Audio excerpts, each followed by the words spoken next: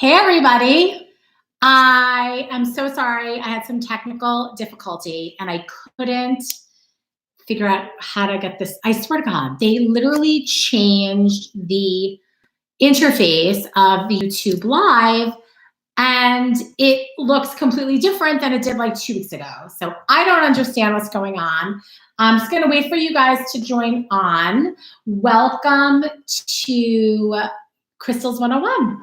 My name is Gina Rosenberg. I am a co-owner of Amityville Apothecary here in Amityville, New York, along with Danielle. And this is my first time hosting Crystals 101 virtually. So it's new for you and it's new for me. There is a live chat. So let me know if you guys are hearing me okay and seeing everything okay.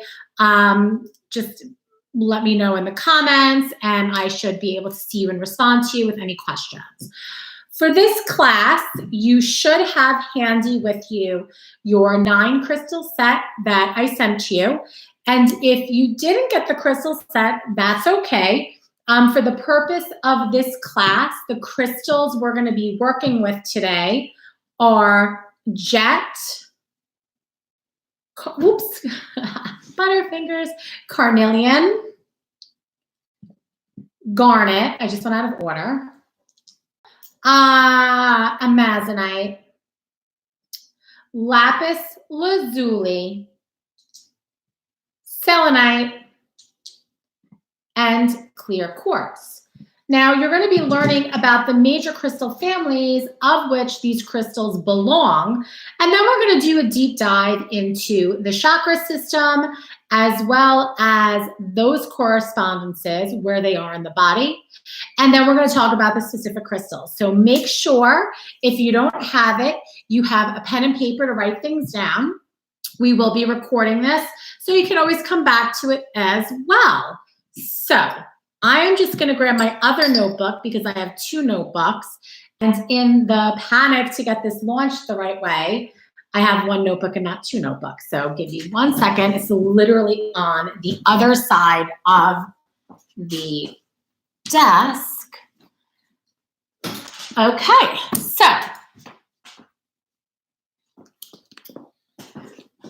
I have been working with crystals for many, many years now. I suppose my credentials are Advanced Crystal Healing Designation. What does that really mean? It just means that I spent a lot of time with crystals, practicing laying crystals on the physical body and experimenting with that, and have been given enough credit hours in practice to be designated advanced. The lineage in which, hi Valerie, the lineage in which I practice is the lineage of Melody and Katrina Raphael. So laying stones on the physical body.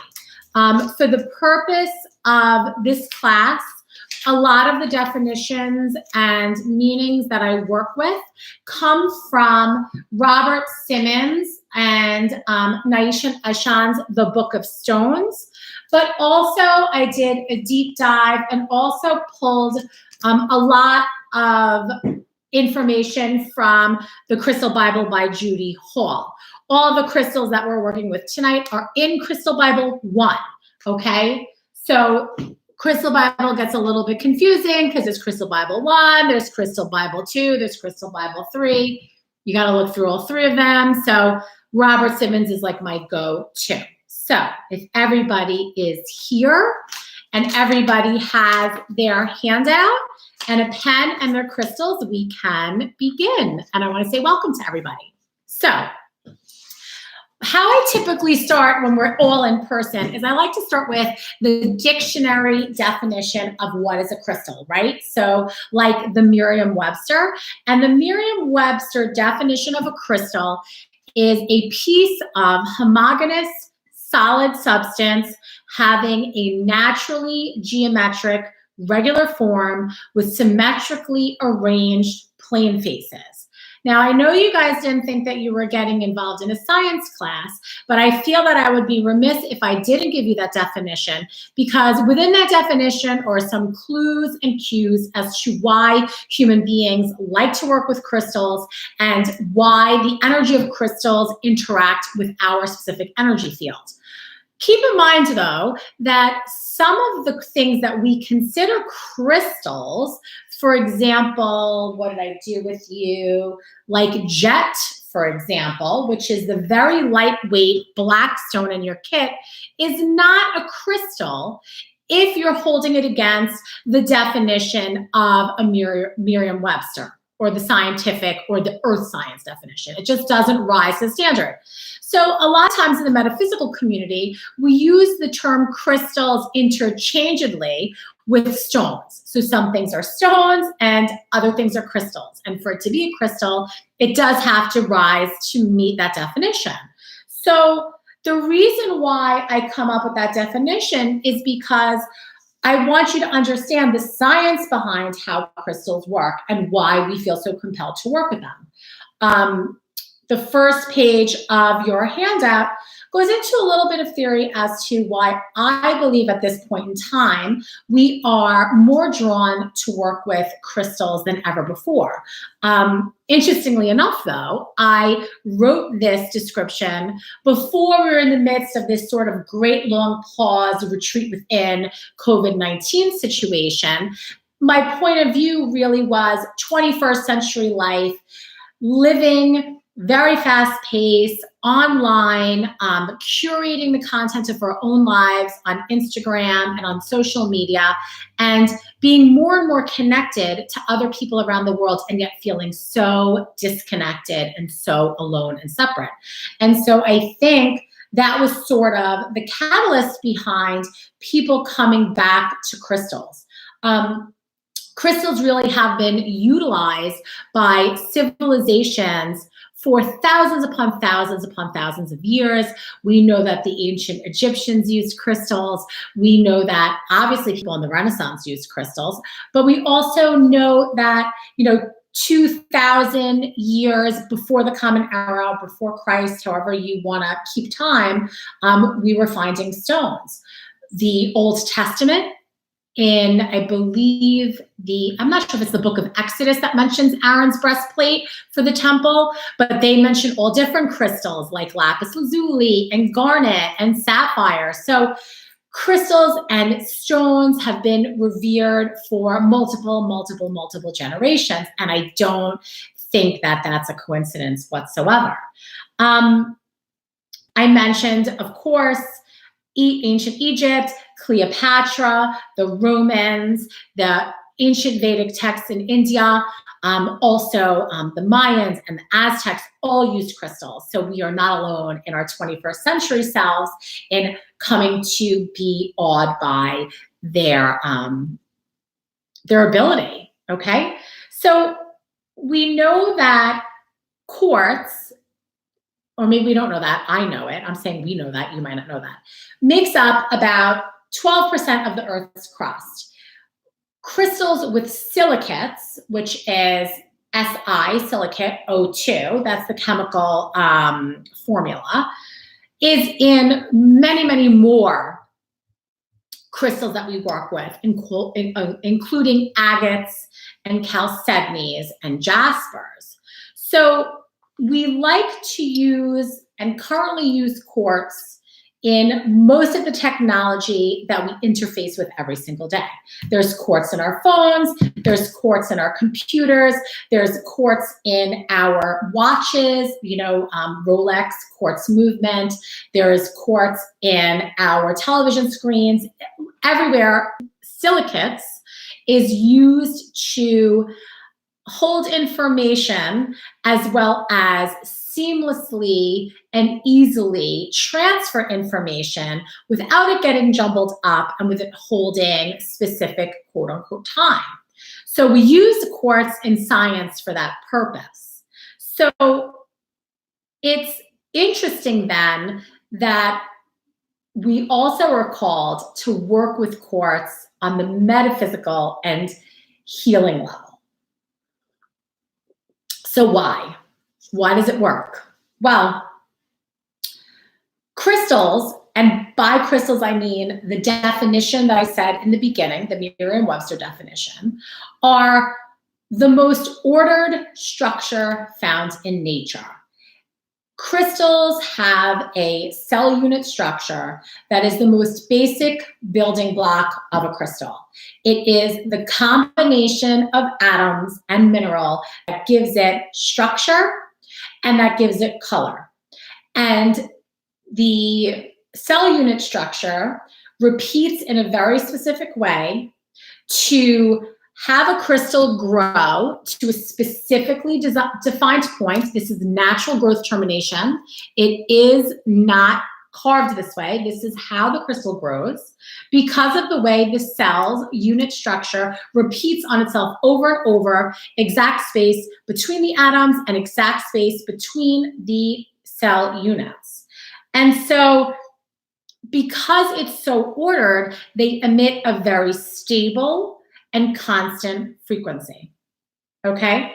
So unlike crystals, we as human beings are very disordered and very able to be influenced by outside energy. So crystals are very ordered. You could put energy through them, and the energy that goes through them is very ordered and measured, which is why we use them in technology. And then human beings are very susceptible to energetic interference. So this would be the part of the class, if we were all in person sitting up here, where I would say, what are some ways in which human beings get interfered with energetically, okay?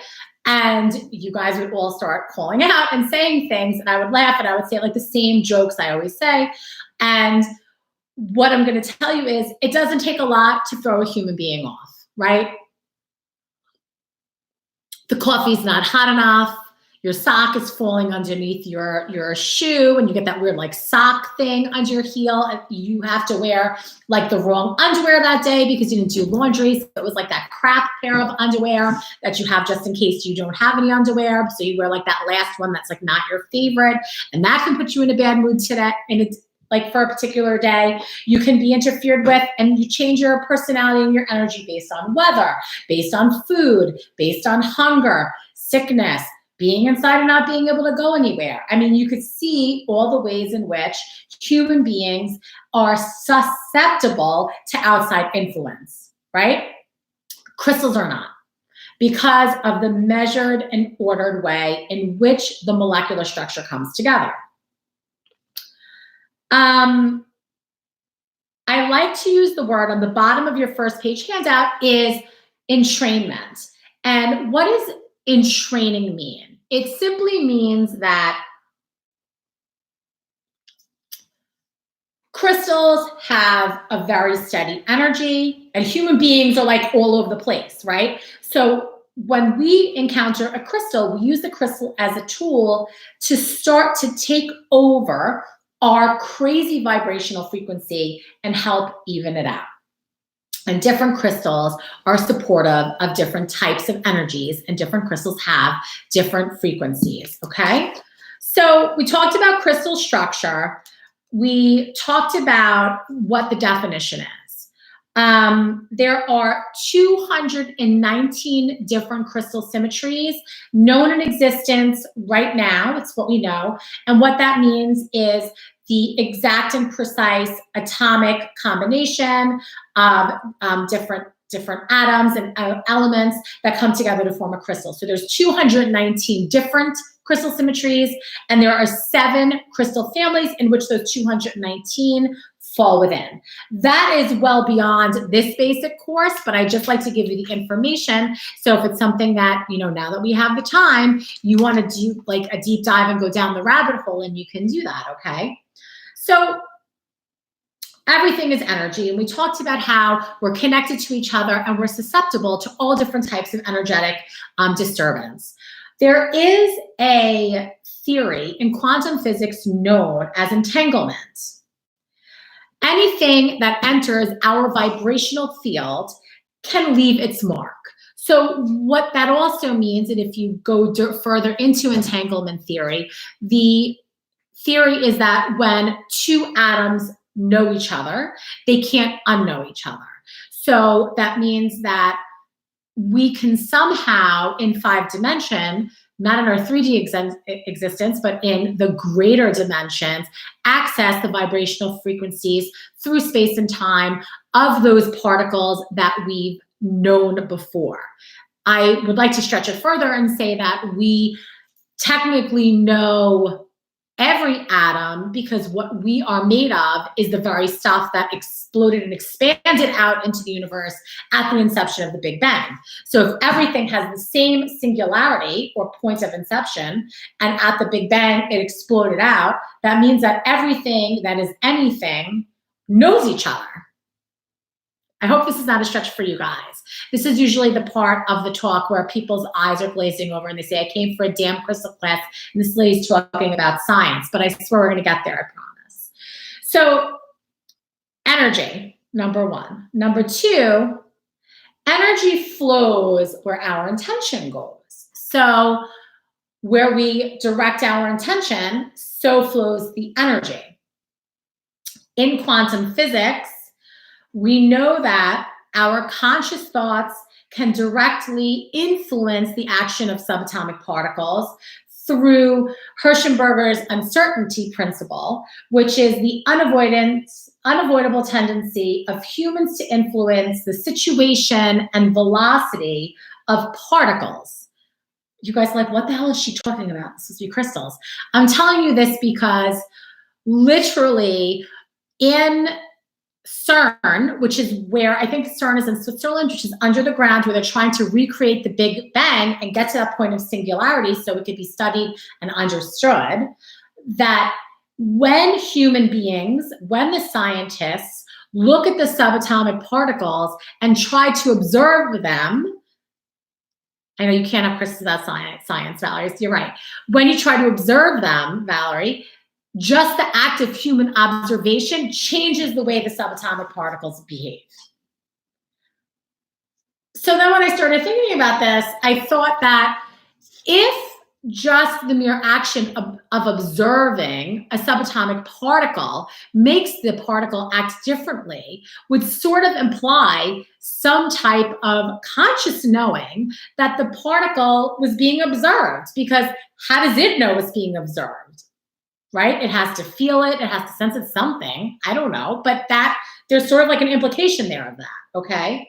So I want you guys to understand that when we talk about energy, because a lot of times you get into this and we talk about how we interact with garnet or how we could use jet to remove pain from the physical body. And people are like, that's crazy talk. You're going too woo off the deep end for me. And yet, we know that we can, at the very least, observe a subatomic particle and interfere with its actions. Everything is made of atomic particles and subatomic particles. So we can observe and change with our thought intention, right? Intention trumps everything. We come back to it every single night. And it works both ways. So it's not a two-way street. It's an interchange of energy, okay? So crystals are matter, right? E equals mc squared. Energy equals matter multiplied by the speed of light to the second power. Crystals are matter. And crystals are the most ordered and geometrically perfect matter that we know of. And so while humans are easily influenced and kind of vibrationally change, it's very hard for crystals to do so, just due to their ordered nature.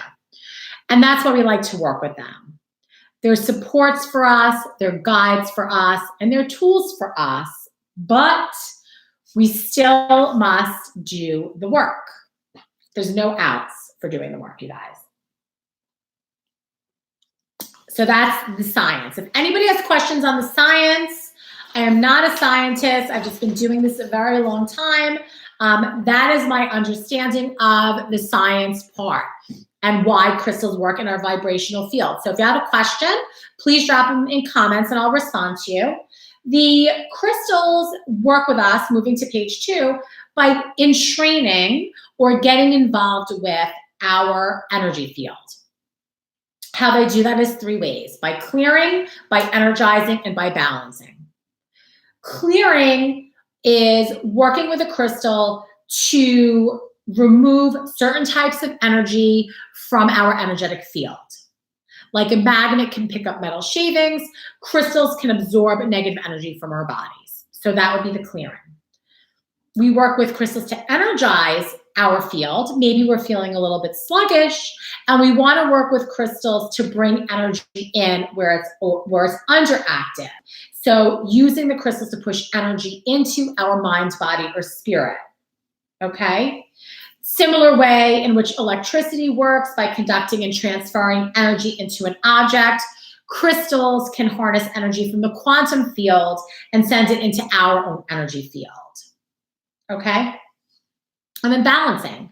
Our world is symmetrical. And just like the world is symmetrical, we too should be symmetrical and not out of balance. So what we do is sometimes we get misaligned, or we're out of balance, or maybe one energetic center of our body has more energy than another. And so we use crystals to balance out any disharmony in our body. Okay, so those are the 3 ways in which we work with them.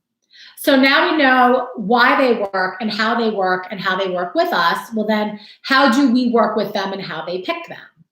So I think I have something like 60 hours of classroom instruction on crystals from over 5 different teachers, and not to mention books and reading and online instruction as well.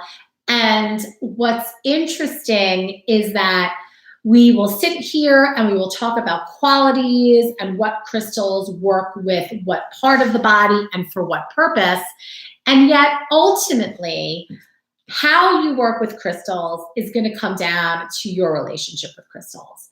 My most favorite way to have people work with crystals is to have them simply to come into the store and not look at the names of the crystals, to not even know what they are, and to just select what they're drawn to.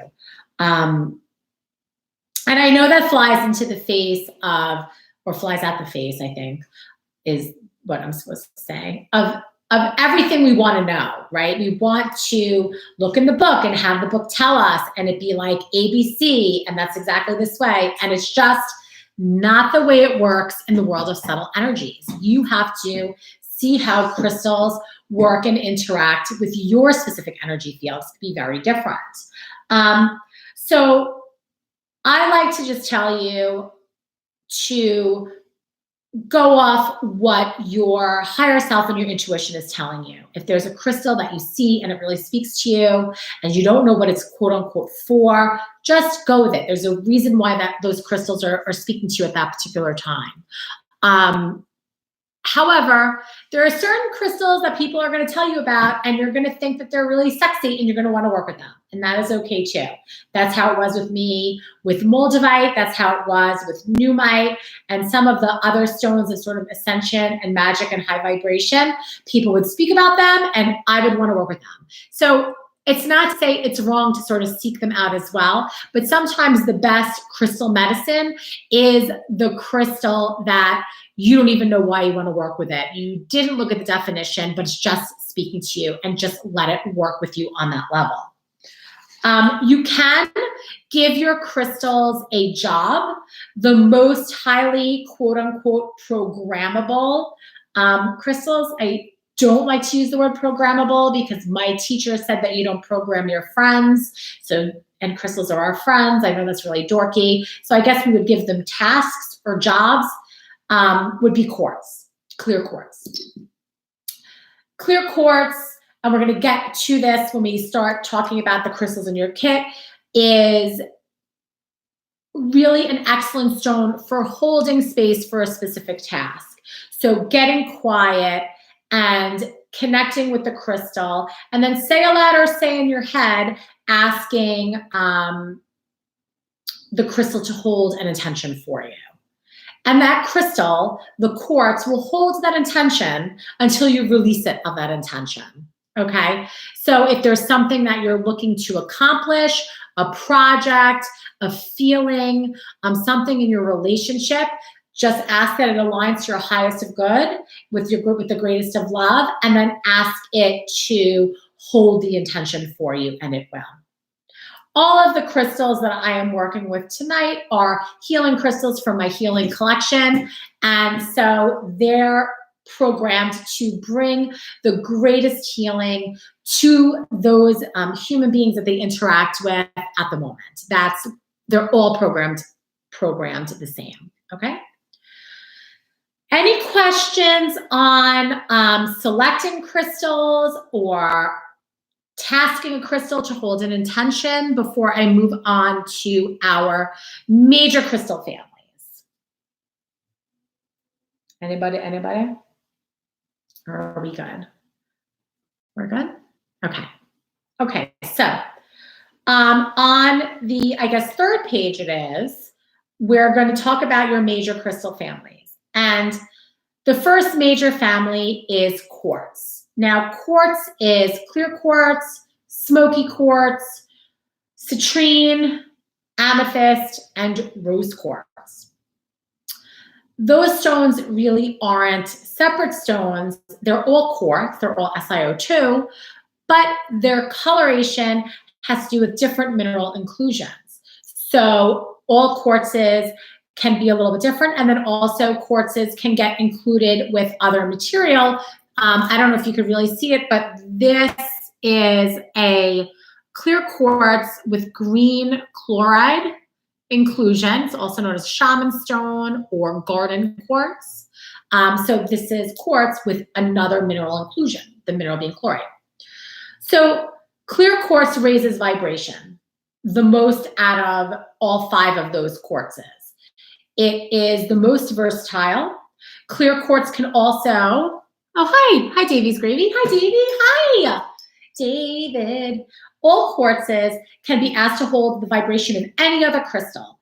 So it's important to know that, because there might be a crystal that you really want to work with, and it could be rare, it could be expensive, and you just sort of want to hang out with that vibrational frequency. You can task clear quartz to take on the vibrational frequency of any other crystal in the crystalline kingdom. That's really cool, and a lot of people don't know that, which is why if you did get the crystal set, it's included in it, okay? I like to use clear quartz in body layouts. I like to use it to link the chakras and different crystals. I like it to bring energy to a chakra by placing the point towards the chakra, or take energy away from a chakra by the point pointing away from the chakra, depending upon what's necessary. The clearer quartz is, technically the more high of a frequency it can have, is what the theory is. I sort of believe that to be true as well. Very exceptionally clear quartz is very expensive and very rare, okay? Quartz is found pretty much everywhere in the world. It is found on every single continent, including Antarctica. And where the quartz is found changes the frequency of the quartz, okay? I like to use this piece, I'll show you. This is actually self-healed. What that means is it was broken at some point. You see there's that line in the middle, and then it repaired itself and continued to grow. But this is a carved wand. This is a single termination, so it has one point, and then it's rounded on this edge, okay? I like to use this to hit the tuning fork.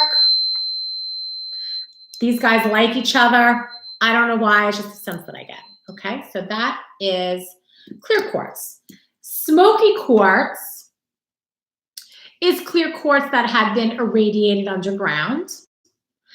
Because of that irradiation, smoky quartz is wonderful for people undergoing radiation cancer treatment to help them get rid of some of that toxicity out of their body. It grounds and transmutes negative energy.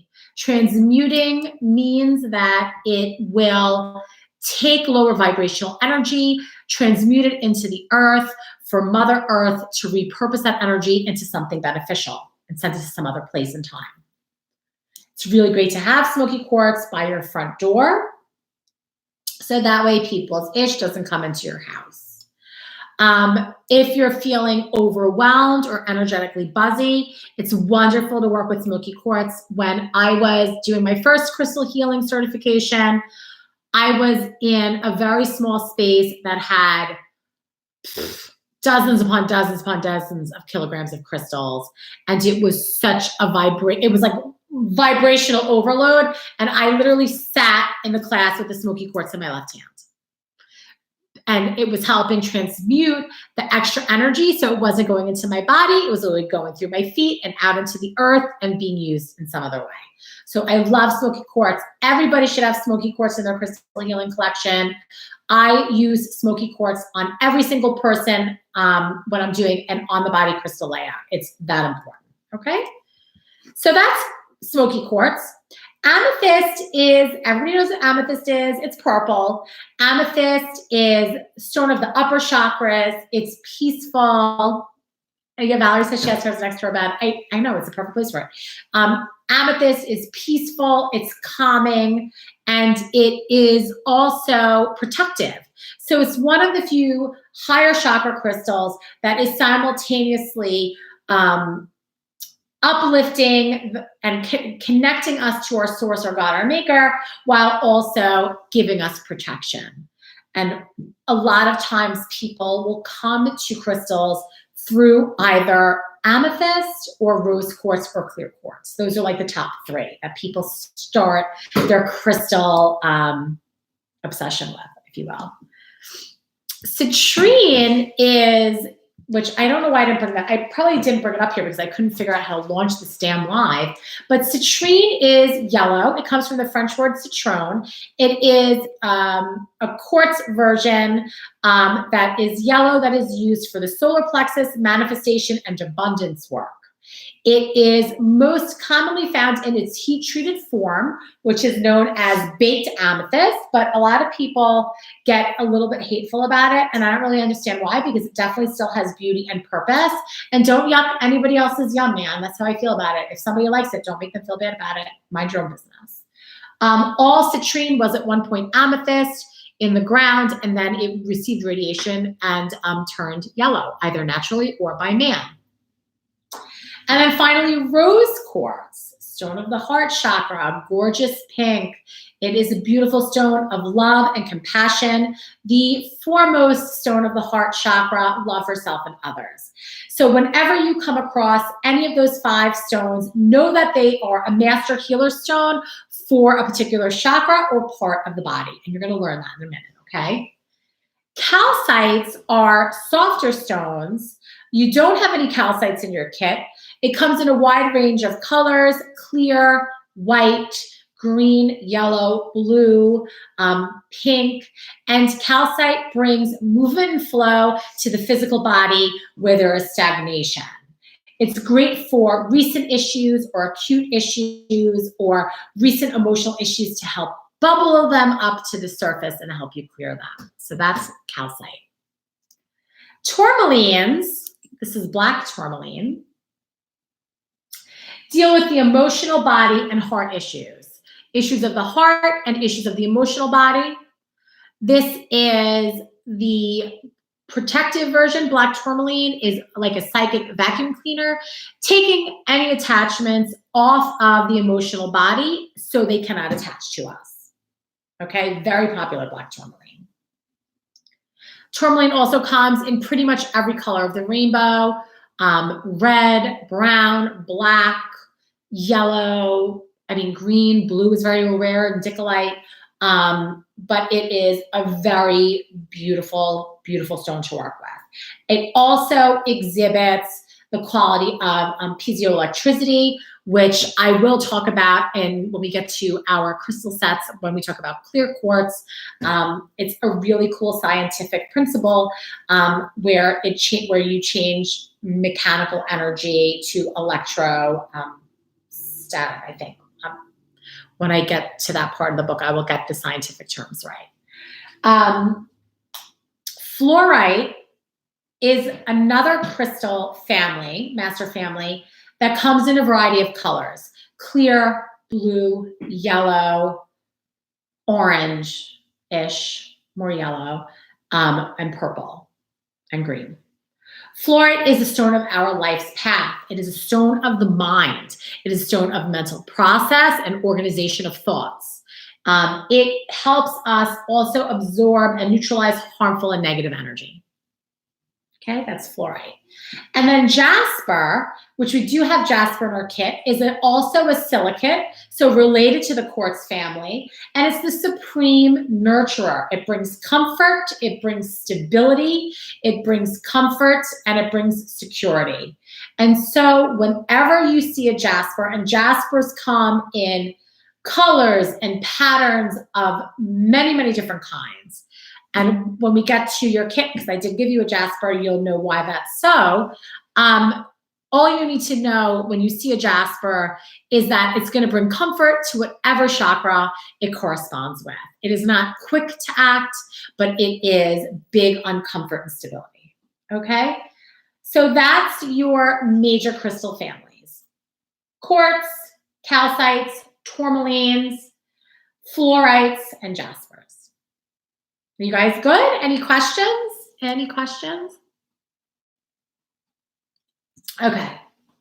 For crystal shapes, shapes do have correspondences, and so we have choices. We can use spheres, we can use terminated points or wands, we can use hearts, we can use like slab pieces. I mean, there's so many different crystals and shapes that we can work with: cubes, pyramids, and each shape has correspondence. So tumbled stones, which you have a bunch in your kit, or raw pocket stones, which you also have in your kit, are sort of like an entryway into working with the energy of crystals. They are super affordable. We have over 161 different versions, ranging in price from $1.50. I think the most expensive one is $12. So there's super affordable way to get involved with working with the energy of a particular crystal. You can keep them by your bedside table. You can wear them in your bra, in your pocket. You can put a little pouch in your purse, on your desk, in your car. I think I said that already. So because they're so affordable, you can sort of spread them around your space and allow the energy of those particular crystals to influence your own, okay? Spheres are great because spheres are round and send energy in all directions. So I love to use spheres in the middle of a grid. I love to use spheres in rooms in which I gather, like my living room or my dining room, because they bring balance and peace and a relaxing energy. And it's also unifying to all parts of our being, connecting us with the energy of all of our surroundings. Okay, so that's when we would use a sphere. This is black tourmaline. Pyramids are all about amplification and manifestation, okay? That's me doing a pyramid. You know, guys know what a pyramid. Cubes are all about the root chakra, and it's all about stabilizing and stability. It is connecting us with the earth, grounding our energy, and grounding our space. It's being stable. Yes, David, spheres are like energetic surround sound. I love them. I love them. Hearts are all about nourishment. I love a carnelian heart. This is another one of my master crystals that I use in my healing practice that I use on almost every body layout. It just brings the energy of carnelian in this loving way to the lower chakras that I think is so important and something that we all need. So hearts attract love as from others, yes, but it's more about bringing the love to yourself and nourishing yourself with love, the love of from source, the love of creation. It's so important to reconnect with that, and hearts help do that. Points, this is a big point, are really very common. This is a natural Tibetan quartz. It's Tibetan because of the dark, well, it's Tibetan because it came from Tibet, and all Tibetan quartz, for the most part, has these black inclusions in them. This is a master healing crystal for me that I use in practice. It's excellent for getting to the root cause of our aches and pains. And points are used because they help to manifest. They direct energy from the point. It helps us with our wishes and our intentions, and sending or directing our intention up to the universe or source through the point. So a clear quartz point is really great because remember what I said before about quartz is that it holds intention. And so if you put your intention into the quartz sends that intention throughout the universe on repeat. Isn't that so beautiful to think of? I think that's so beautiful. I know Tibetan quartz is magnificent. This was gifted to me by the sage goddess Athena Periakis. I love this piece. It is a workhorse of my healing collection. It's so beautiful. Susan, so how you put your intention into your quartz is you sit down and you meditate. I would think you should sage your space, get into quiet contemplation, and hold your crystal. Either speaking out loud or in your head, ask your crystal with the greatest of good and highest of love to clear any prior programming it held up until this point. You want to start it out with a clean slate. You could also pass sage over your crystal. I also like to use sound. You could use a tuning fork. And once you clear your crystal, you then ask your crystal to hold the intention of whatever it is that you seek for your greatest of good and highest of love, this or something better. This or something better always has to be in it. Because sometimes when we try to manifest or ask a crystal to hold intention, we don't dream big enough and we settle. So your intention that's in alignment with your greatest of good and highest of love, this or something better, okay? And you could hold it at your heart chakra center and maybe sit in contemplation with what it would feel like to come into the being of what the intention is that you're holding. And then that clear quartz will hold your intention until you release it or clear it out, okay? I hope that helps. Does that help? Clusters occur when several crystal points grow on matrix. Matrix is the mama on which crystals grow. So this is, okay, great. This is smoky quartz and spessartine garnet on matrix from China. This is the matrix. These are all the crystals. So there's a cluster of spessartine garnet crystals, which is sort of like, if you could see it, that shiny reddish orange. And then the smoky quartz are these guys. Clusters are almost like a very fine vibrational scrubber. Very fine crystals, like a druzy crystal, I love to use like at the third eye, pointing down, just to sort of give it like a nice little soft scrub, okay? I like to have clusters in space, so like big geodes that you see, those geode cathedrals, which if you hop on Instagram after this, I think we're gonna do like a crazy ass blowout sale. Those are literally so beautiful because it's a fine vibration, but because they're big, it sends it out like every point has its own energetic stream. And that's a cluster. And then a Merkaba is sacred geometry coming from the Egyptian word mer, meaning light, ka, meaning human spirit, and ba, meaning the body. So it's the connection of light and spirit in our body. So soul, source, light, spirit, and our body. So that is a beautiful way to work with Merkaba energy. So, any questions on shapes? Any questions on shapes? I know there are some other shapes as well. You can get crystals in all the shapes of the Platonic solids, so dodecahedrons and octagons. I mean, and they all have correspondences to the different elements: earth, air, fire, water, spirit / the ether. So dodecahedrons are connected to your upper chakras and ether universe source.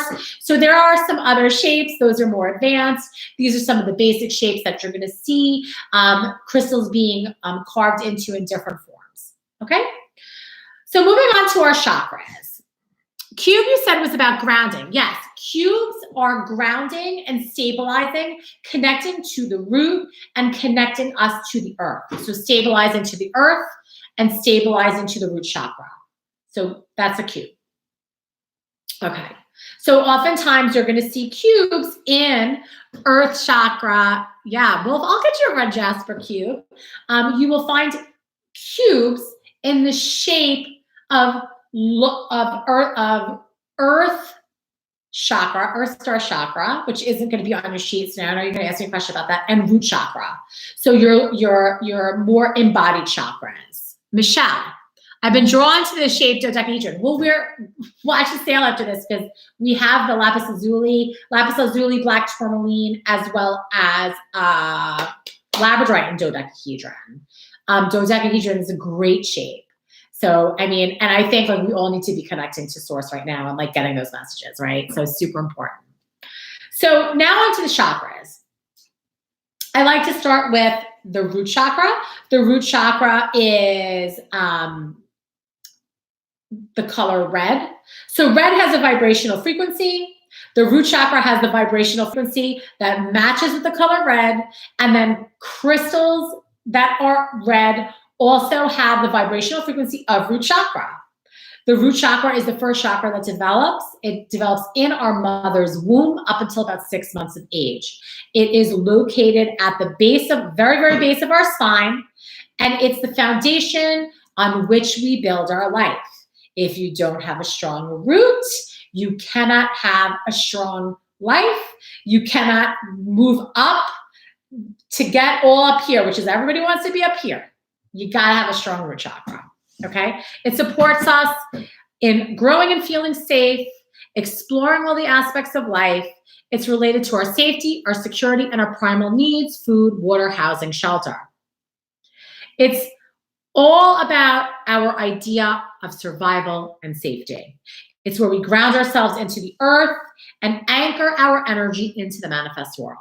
That is the root chakra. The sacral chakra, so back up. So crystals that are red, that are dark red, or in some cases, black or brown, are going to be associated with your root chakra. So if you see something red and you don't know what it is, at the very least you know, you can work with it to bring stability to your root chakra and alignment to your root chakra, okay? The sacral chakra vibrates to the color orange. It is about 3 inches below our navel, right in the middle of our lower belly.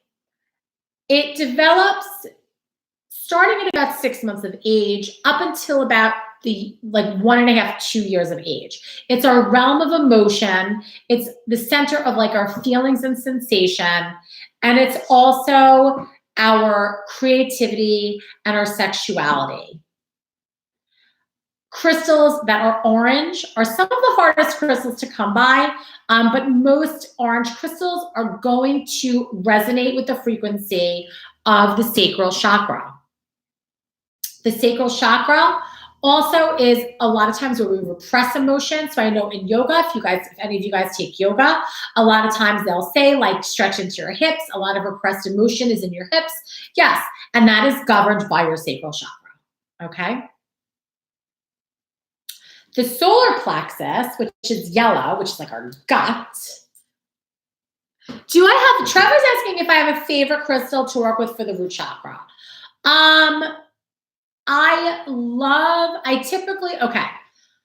Typically when I'm working with clients, I usually place carnelian at the sacral chakra, and I place ruby and garnet and sometimes red jasper at the root chakra. But I was going to get to this later. What's not on your sheet, so if you want to get to the last page. Oh, Brooke, I'm sorry. Yeah, it's his account. Sorry, I'm like calling you Trevor. All right, never mind. Sorry, Brooke.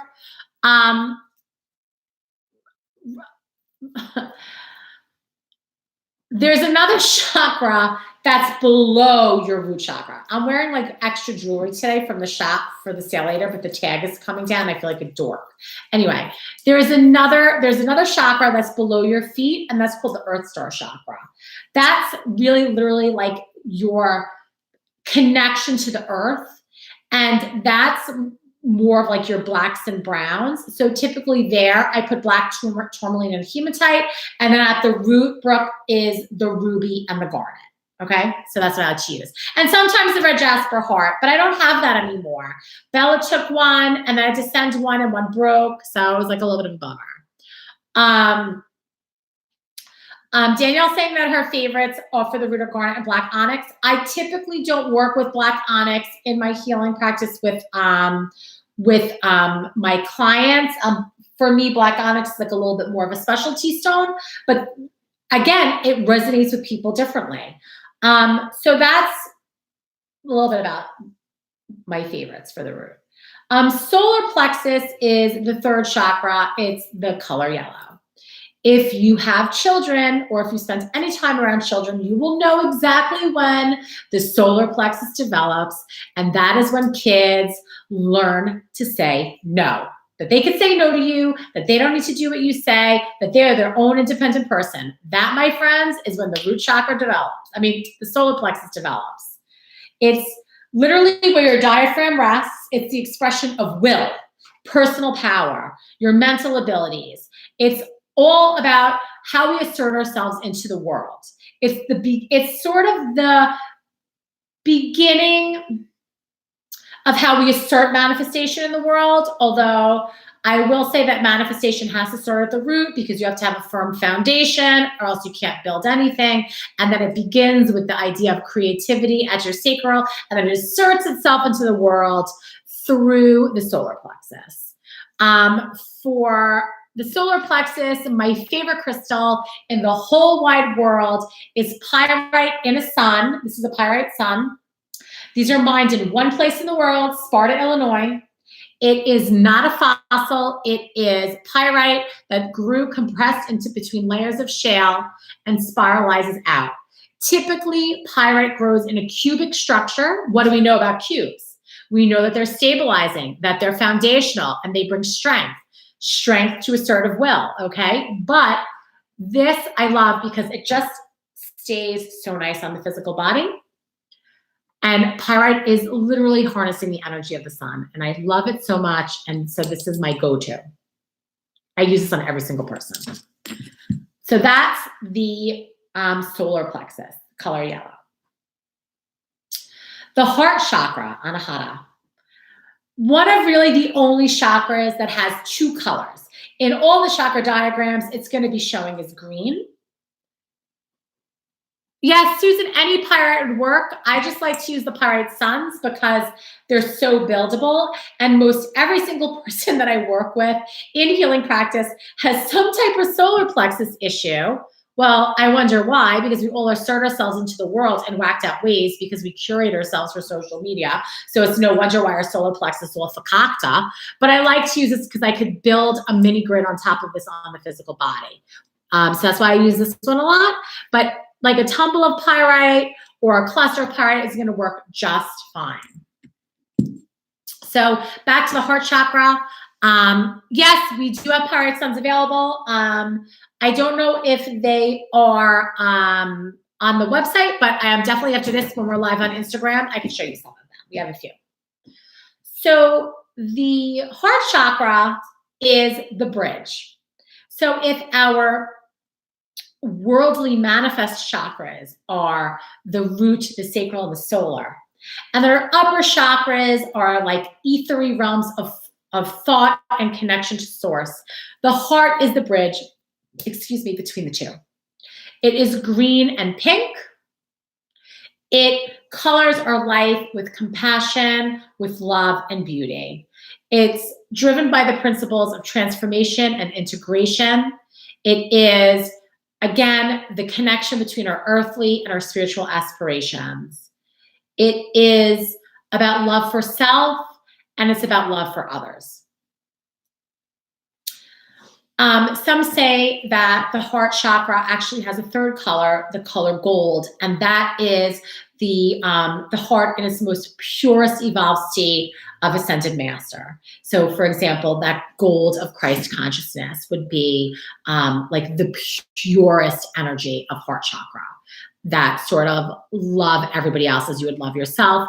The golden rule, golden, right? That's literally the highest evolved version of heart chakra energy.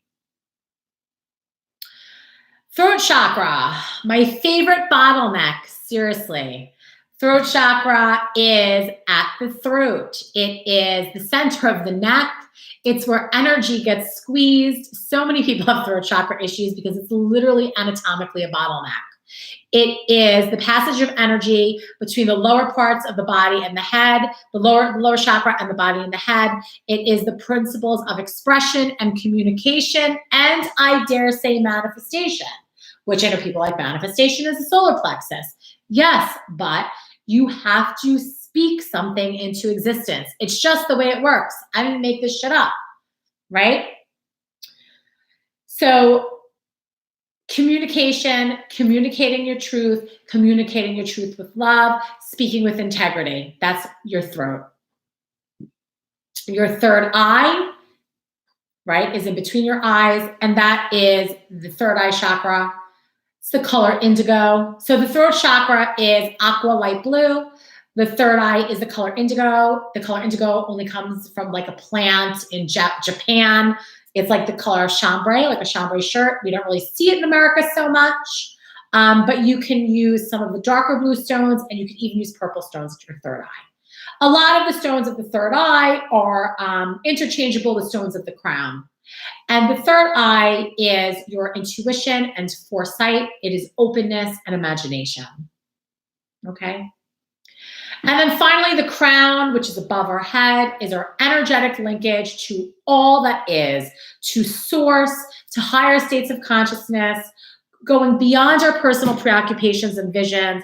It is getting in touch with the universal, and it is really the color purple, but you could also use whites and clears there, and some blues as well. Okay? Those are the chakras. Now, I go over the chakras because I want you to know when you see a stone, you guys don't know what this is, but it's green. It's green. Where are you going to put this? Because it's green. You're going to put it at the heart. You don't need to know what the stone is. If you're called to use it, put it there. The first crystal class I ever took, with one of my main crystal teachers, we literally went through exactly this type of information, and then there was like a huge 6-foot table filled with crystals, and we had to do a body layout on somebody, and we did not know what any of the stones were. We just had to go with our intuition and place the stones in the physical body. I was scared. I don't know why I was scared, because I wasn't doing rocket science or brain surgery or anything like that, but you just work off your intuition. And if you know that it's red, or if you know that it's dark, or if you know that it's white or blue or purple or green, you know where to put it on the body. You know, at the very least, what the bare minimum energetic frequency is going to correspond to. Okay, that's why I talked to you about the chakras. Okay, so now we're moving on to our kit. I have another sort of 27 minutes with you guys, so we're good to go. Get your pens and papers. We're going to take a deep dive. I wrote so many notes. If I'm speaking fast, I'm sorry, but I have so much to tell you. This is like, I did more research on these stones than I've ever done before. Okay. First stone in your selection is jet. It is not a stone. It is black. It is lightweight. The key words for this stone are protection, purification, and grounding. Jet is a type of coal. It's like basically petrified coal. It is a combination of carbon and hydrocarbon. It has a Mohs scale of hardness between 3 and 4. Valerie, this could be very good for muscle pain. These are great for headaches. This is why I selected this for you guys, because we're having a lot of stress, a lot of bullshit. We're like, excuse my cursing now, I just cursed, I didn't want to curse. But like, to pull pain, muscle ache, cramp, you hold Jet to it. It's really good for that. Jet needs to be cleansed and cleared. It's not very dense, and because it's not dense, it's very absorbent. So I like to keep my Jet in a bowl of pink Himalayan salt so the salt absorbs the energy out of the Jet in between uses. Jet's been used for talismans since the Stone Age. It reminds us that things are not as heavy as we think they are. It draws out negative energy and pain. It provides protection during spiritual growth, and it helps also stabilize finances and protect businesses. So you could also keep this in a cash register or in your place of business as well. Just like charcoal filters water, Jet does the same thing on the energetic level with negativity and pain for us, because it is made of the same thing that coal is made out of, okay? It is really good to work with Jet to guard against misuse of magical power. The affirmation for Jet is my body, mind, and spirit are grounded, centered, and purified. So for the purpose of your kit, I intended Jet to go at your feet, which means that if you're doing a body layout on yourself with the 9 crystals we sent to you, this will go at your feet. It's going to be the first crystal put down and the last one to be removed. Okay? I love Jet so much. Questions on Jet? Jet is also my brother's dog's name, so I always think it's funny. Garnet. No questions on Jet. We're going to move to Garnet. Garnet. So your Garnet either is going to be like a big, that's my healing Garnet, something that looks like this, or it's going to be like a big meatball. They're all Almandine Garnets. Garnets are mostly red. The intention, it is my body, mind, and spirit are grounded, centered, and purified. Okay? So garnets are aluminum silicates. They are mostly red, but they also range in color to green and orange. These are also garnets. Grossular garnet, spessartine garnet. But you guys have almandine garnets, okay? Garnets on the Mohs scale of hardness is a 6.5 to a 7.5. It is derived from the Latin word granatum, which means pomegranate seed. It has been used in Egypt, Samaria, 2100 years before Christ, in Czechoslovakia, as far back as the Bronze Age. Oh God, I love this. According to the Talmud, the only light in Noah's Ark was provided by a garnet. Isn't that beautiful? All garnets carry the energy of prosperity and enjoyment of worldly pleasure or joy in the physical body. For garnet that you guys have, the almandines, it's about strength, security, and it is a root chakra stone. So for the purpose of your kit, this is placed at the root. And it is an earth element stone. The ancients believed that garnets enhance vitality and endurance. It's the stone of tangible truth. It helps you manifest on earth if you're prone to building castles in the air. I love that. I love that so much. It's also a stone of psychic protection, keeping us connected to the body. And when we're rooted into our body, it's a lot much harder for negative energy to attach to us, for negative entities to attach to us. It helps us manifest heartfelt desires into the world, connecting us with physical love and physicality between loving partners. It helps us connect with past life memories of the cultures that used garnet. It helps release pain and worry anxiety, especially around finances, and helps us increase our trust in the infinite abundance of the universe.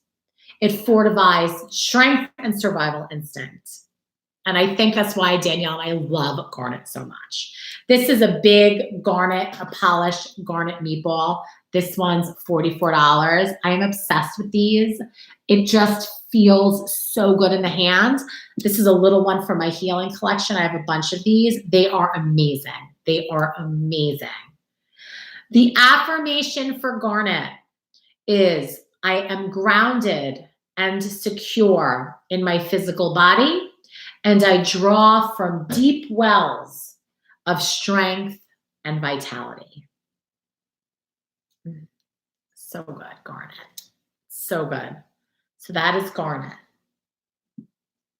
Garnet is for your root chakra, for the purpose of this kit. Okay. Carnelian. I love carnelian. I have a little bit of obsession with carnelian. I have like 4 different carnelian pieces in my healing collection. I think when this is all over, I have to gift myself a carnelian flame. I have to find the right one. I am obsessed with carnelian. I don't even know if Danielle knows that. I think I'm just declaring it now. I love it. I do love it. Carnelian is a stone of the fire element. Maybe that's why I love it so much, because I am a fiery person. My aura is like red fire. And it is a root chakra stone, a sacral chakra stone, and a solar plexus chakra stone. But in the case of this kit, we're working with it at our sacral chakra, and that's really where I use it the most in my healing practice. So it's named after the Cornell type of cherry. The colors range from a yellowish orange to deep dark reds and oranges. It can be banded with color variations. And in ancient times, they use it to encourage people in battle. And it also was used to help timid speakers be elegant and bold. It is the stone version of caffeine and action, which is probably also why I love it so much. It's passion, it's courage, it's power, and it embodies the quote, God helps those who help themselves. This is a quote that is so important. I wrote the whole thing down in my notebook, and I'm going to read it to you. Those that lean towards spirituality focus on the heart chakra up, right? Ignoring the realms of physical existence. This error can make one ineffectual and passive in life. Without the vitality of physical energy, one can neither enjoy life nor have much power over it. Drops mic. That was Robert Simmons. I read that and I was like, yes, preach, brother. Carnelian.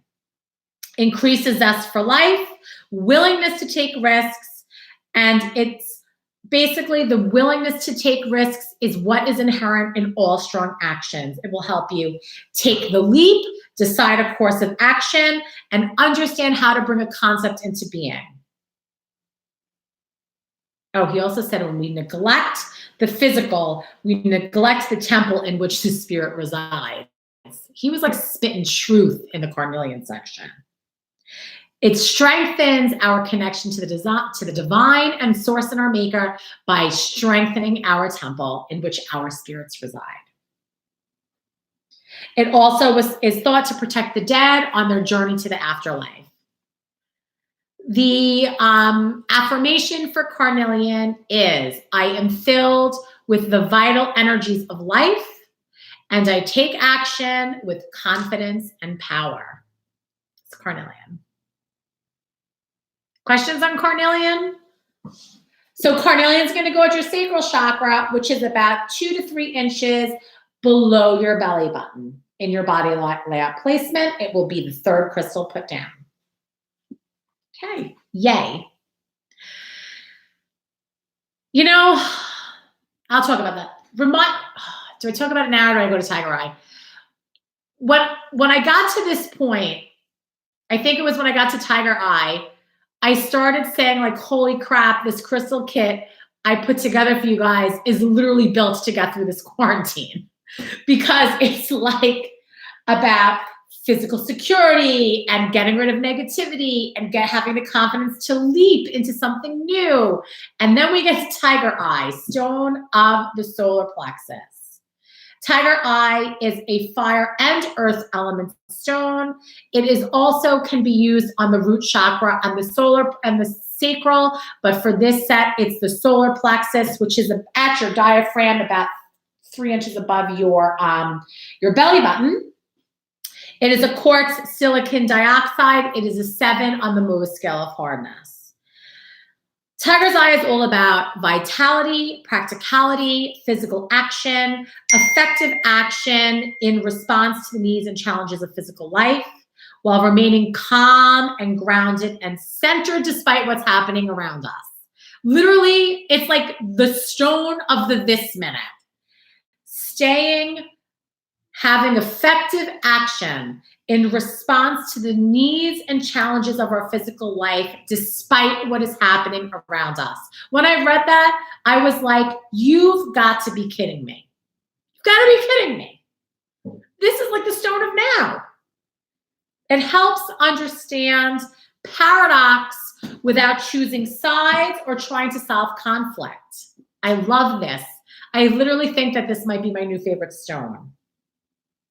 It helps us align the 3 embodied chakras, root, sacral, and solar, so our action draws upon the full spectrum of primal strength. It connects to the golden ray of Christ consciousness, the unconditional love and compassion that helps take action and energy informed by Christ consciousness. It helps us maintain the harmonious centers of all polarities. It helps us, so what the hell does that mean? And then I wrote like life is gray and I underlined it. Why did I write life is gray? Because it has to help us move out of the world of polarity, of duality, of this good versus bad, black versus white, and into the understanding that all polarities are a single expression of source. All of them, good, bad, or otherwise, it's all source. It's the creation of sunlight to soil. It expresses spirit through action. It is integrity. It is self-worth. It is getting rid of blocked creativity. It's so good. So, so good for now. And the mantra or the affirmation is I act with confidence, clarity, fairness, enthusiasm, and strength. I love this. I was like, this is like the best stone for right now. I don't know if you guys are feeling me, but I got like so excited over the Tiger Eye. So excited. So moving to the heart. For the heart, I chose this beautiful rose pink jasper. So remember, jaspers come in all varieties and so many different colors. It is a microcrystalline version of quartz. It's a 6.5 to 7 on the Mohs scale of hardness, and it is a supreme nurturer. It sustains and supports during times of stress and brings tranquility and wholeness. Another one where I was like, whoa, it's perfect for the now. It unifies all aspects of life, and it reminds us that we need to help each other. Right? We are going to get through this and we're going to do it together. That's what this is about. Jasper means spotted stone in Greece. The word is iapis, I guess. I don't know if I'm pronouncing IAPIS is the Greek word. It can have up to 20% foreign material in it, which is why you get all the patterns and the different color variations in jasper. For this particular crystal that's going to be on our heart chakra, it's all about reassurance, inner peace, and empathy. Danielle, you're right. This stone is so comforting. And I think it's what we need right in this moment to be nurtured and held. It's like being held by the earth, and it's okay. And we're going to get through this together. So this would be your 5th stone down on your body layout. And this is your pink rose jasper. Okay. Amazonite. Why am I screaming? I don't know. Amazonite is a stone of truth and communication. It really does bridge the heart with the throat, speaking your truth through the heart. It is a water element stone. It has a Mohs scale of hardness, 6 to 6.5. It is an alkali feldspar, potassium aluminum silicate, in case you want to know. It's been around for about 4,000 years. There is an Amazonite scarab in the tomb of Tutankhamun. It brings harmony with self and others. It is a truth teller. I don't know why people keep texting me. It's aggravating me. A peacemaker. It helps communicate our feelings without being overly emotional. If you express your truth, it is necessary to assume the other person's point of view to achieve harmony. It helps with that as well. It helps with mediation. It helps magnify intention because it works through the throat. Speak what you want. In the book of Genesis, God said, let there be light, and there was. It doesn't say like God thought about light and light showed up. There's no affirmation for pink jasper, for the pink rose jasper, because this is sort of like a newer find, and it's literally not in any book. So the meanings that I gave you is a conglomeration of us working with the stone as well as information on jasper as a whole. But I bet if you give me some time, I could probably channel one.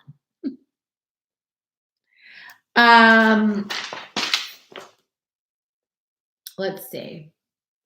Amazonite helps us understand that our words create our current reality.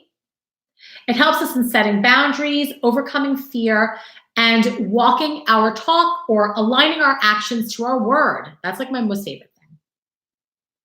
It's soothing and calming to the brain. It helps to calm trauma. And the affirmation is, I speak and live my highest truth, and I call forth its manifestation in the world. So I speak and live my highest truth, and I call forth its manifestation into the world. Amazonite at the throat.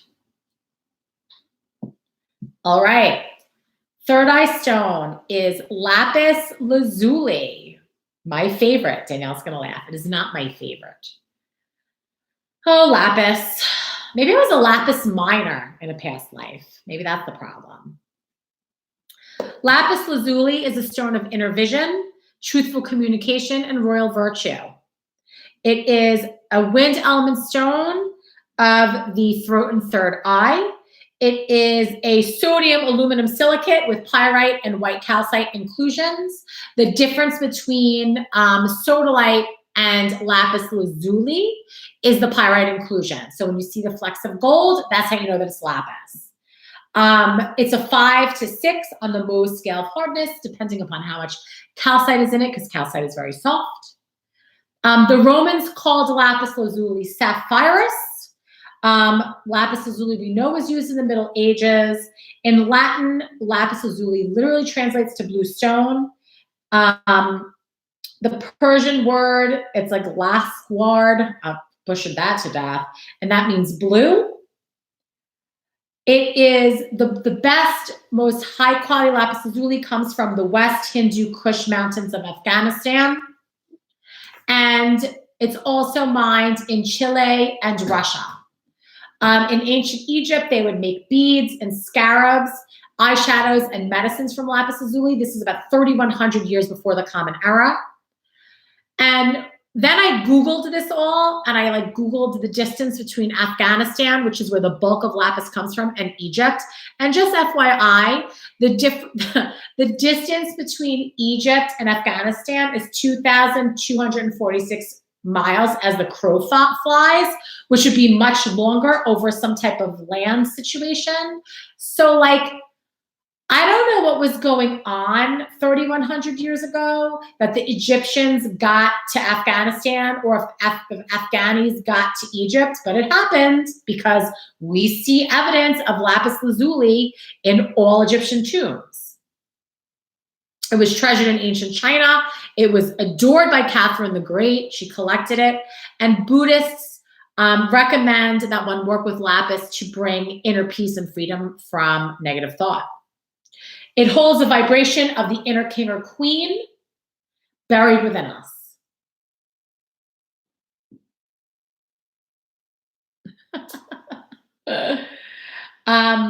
To know oneself deeply is to resurrect one's divine nature. It helps uncover self-knowledge.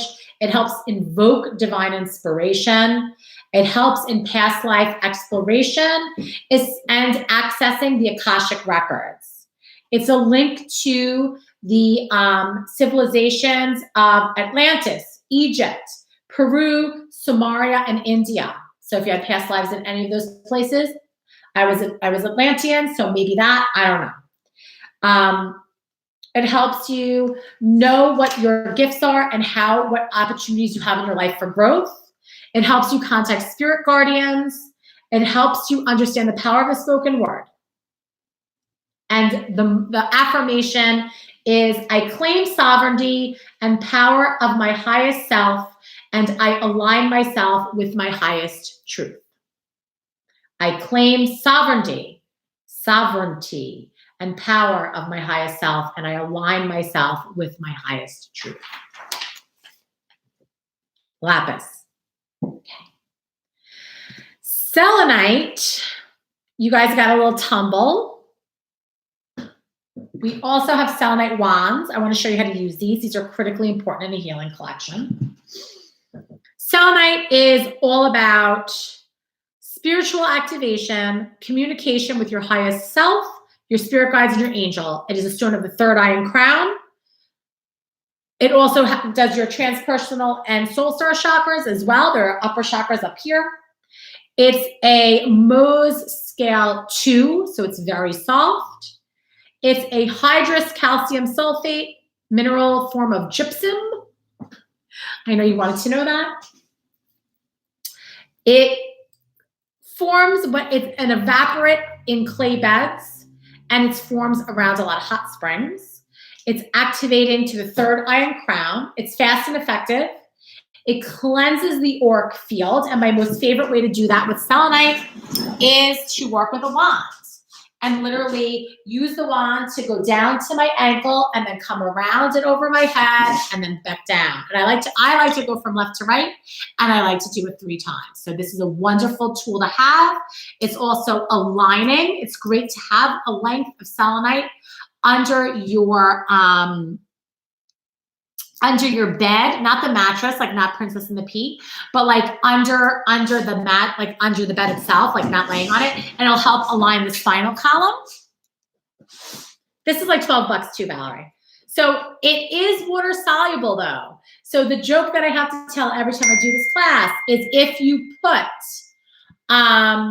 your selenite in water, it'll be nunanite in a few hours. So dorky. Hold on, my mom is blowing me up with question marks now. I'm just gonna say soon. She wants to know when I'm gonna be on Instagram. Soon. It's just soon, Mom. Jeez. Okay. It helps you connect to your guardian angels and spirit guides. It's great for peace, meditation. It's excellent to grid your home with. It's so inexpensive. So these guys you could grid around the corners of your house to protect your house. And I did say it's aligned to spinal column already. The affirmation is, I move into union with my higher self and my interior senses are awakened. I know, nunanite, every time. I have to say it. Okay, you guys, quartz. You guys got little quartz points. I know I gave you ones bigger than this, like a little guy. So remember what I said, that quartz is highly taskable. meaning that it helps, you can use it to hold the energy of an affirmation or for manifestation. You can ask it to take on the energetic frequency of any other crystal as well. So say you want to work with Moldavite, you can ask it to take on that energetic frequency. It's a storm element stone. It's good for all the chakras. The key word is programmable, amplification, magnification, cleansing, clearing, healing, and memory enhancement. It's a silicon dioxide, SiO2, Mohs scale 7. It is the most abundant mineral. It is the silicate oxide molecule, SiO2, is a part of a wide array of minerals designated as silicates found in every continent, including Antarctica. It is typically colorless and candle-shaped, hexagonal with smooth sides and a faceted termination on one or both ends. It can also come in other growth habits: compact, concretionary, macrocrystalline, which is really jasper, granite, and mica schist, and sandstone. It's in natural glass, obsidian, as well as man-made glass, goldstone. It exhibits the trait of piezoelectricity, mechanical energy to electromagnetic energy. So mechanical to electromagnetic, which means that if I took two pieces of quartz and cracked them together in the dark, you would see a spark of electricity. Mechanical, right, is the cracking. Electromagnetic is the light. That's why we use it in computers. That's why we use it in computer chips, in our phone screens, the whole thing. The Japanese call quartz the perfect jewel. It's a symbol of infinite space. The indigenous peoples of North America consider it a living thing. It is the stone nation. I learned from a Native American pipe holder, and they talk of the crystals as the stone nation. It is versatile. It is multidimensional. It holds memory. It could assist in any goal, outer or inner. It is a stone of light and spiritual awareness. It can amplify the energy of other stones. So remember what I told you about these, that I like to use these in body layout by, so say if I'm doing it at the heart chakra, to point the point in, to bring energy, or away from, to draw out energy, depending upon what my focus is. It is highly resonant with prayer and wishes. It literally broadcasts prayers and wishes into the universe once it is tasked with it. It contains every color, so it has all the frequencies of every single color. So it therefore works on every layer of being. It is a master healer. It can help with any condition. And when there's rainbows in them, it helps to dispel negativity. There is no affirmation for quartz because there are so many different versions of it, and they do different things. There could be record keepers. There can be, there are wands, there are tabular crystals, there are scepters, and they all have a little bit of a different energy. So they do shy away from giving like one overall clear quartz affirmation. But clear quartz is a workhorse of your practice. I know that it is common, but it is so important to have. And this one, you can either, so the selenite would be above your head. The quartz can be a stand-in to any other crystal, to be an energetic boost to any crystal in your set, or to hold the energy of a crystal that you want to work with that you don't have. For your body layouts, your only rule, there's two rules. Number one, be a scientist of your own experience. Have a journal, work with crystals, feel the energy, meditate with one at a time, meditate with two at a time, see how they speak to you, and emotion counts, and write in your journal what that feels like to you. I like to also do some Googling. What are other people saying about it? And then compare my own experiences with that as well. The second rule, and this is the hard and fast one, you're always going to start with your feet and your root. So you're always going to put down your jet first or your garnet first, and then you're going to work up. And then what you put on last is going to be taken off first. So you're going to remove from the top of your head and work down, and your root chakra and your jet are going to be the last stones you're going to take off. Any questions before we close and I run downstairs and hop on live on the ground floor? Guys, have any questions for me about anything we discussed? I know it was so much. Let me know. There's going to be fun giveaways too tonight. I don't know what we're giving away yet. Maybe candles. We'll see. The rainbow in quartz is good for dispelling negativity. I love anything with a rainbow in it. I want to buy it. I also think that rainbow is connection to angels and guides, but that's just me.